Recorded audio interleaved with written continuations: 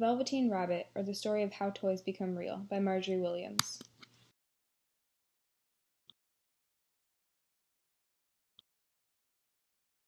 A soft and fluffy Velveteen Rabbit lived in a toy box in a boy's room. Each day the boy opened up the toy box and picked up Velveteen Rabbit, and Velveteen Rabbit was happy. The newer, brighter toys came into the toy box. They had special tricks. Some could move when the boy pushed a button. Others bounced high. Velveteen Rabbit had no special tricks or buttons. No wonder the boy started to choose these other new toys.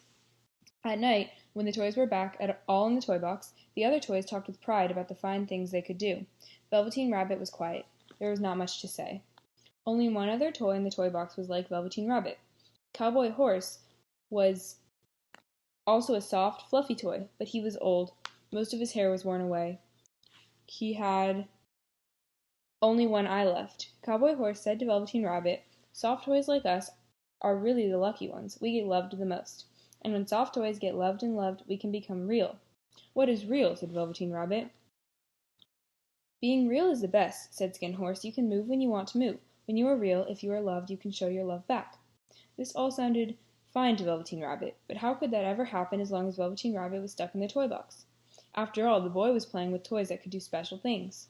One day Nana, who took care of the boy, flew open the lid of the toy box. She said in a busy tone, "Oh dear, that walking doggie is missing. I must find something else for the boy." In a second, Velveteen Rabbit was plopped down onto the bed with the boy. This began another happy time for Velveteen Rabbit.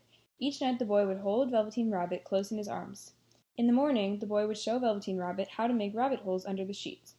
If the boy went outside to a picnic or to the park, Velveteen Rabbit would come with him too. After a while, with the hugging and holding, much of Velveteen Rabbit's fur got matted down. Its pink nose grew less pink with all the boy's kisses, but Velveteen Rabbit did not care. It was happy. One day, the boy became sick. His forehead got very hot. The doctor came and went. Nana walked back and forth in fear. Day after day, the boy stayed in bed. There was nothing for Velveteen Rabbit to do but stay in bed too, day after day. Then at last the boy got better. Such joy in the house. The doctor said the boy must go to the shore. How wonderful, thought Velveteen Rabbit. Many times the boy had talked happily about the shore, and told of its white sands and big blue ocean. "What about this old bunny?" Nana asked the doctor.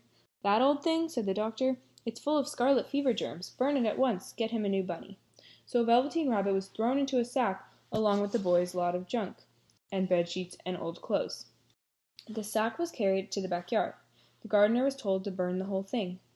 But the gardener was too busy with picking the beans and peas before nightfall, so he left the sack behind. "I will take care of it tomorrow," he said. The sack was not tied at the top, and Velveteen Rabbit fell out. The next day, when the gardener picked up the sack to take it away to be burned, Velveteen Rabbit was not in it. Then it started to rain. Velveteen Rabbit was sad, so far away from the boy, never again to be nice and cozy together, and now soaking wet. A tear fell from Velveteen Rabbit's eye over his cheek. It flopped onto the grass. At once, at the spot where the tear fell, a flower grew up. Then the bud of the flower opened. A tiny fairy.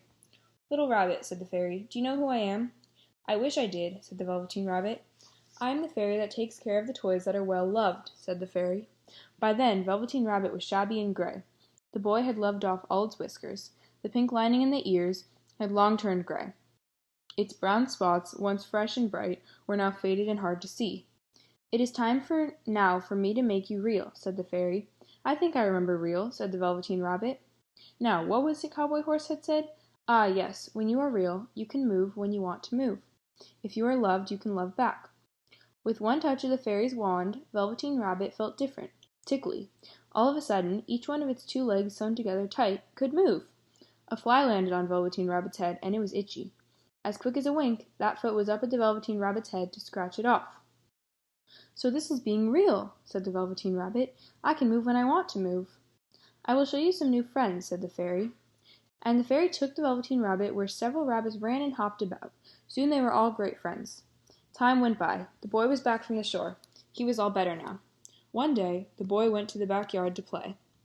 From the trees nearby, a few rabbits hopped out. One rabbit was brown all over, and another one was all white. A third rabbit had brown spots, most of them faded. That one hopped the closest to the boy. The boy thought, "Why, this rabbit looks just like my old bunny that was lost when I was sick. I loved that bunny."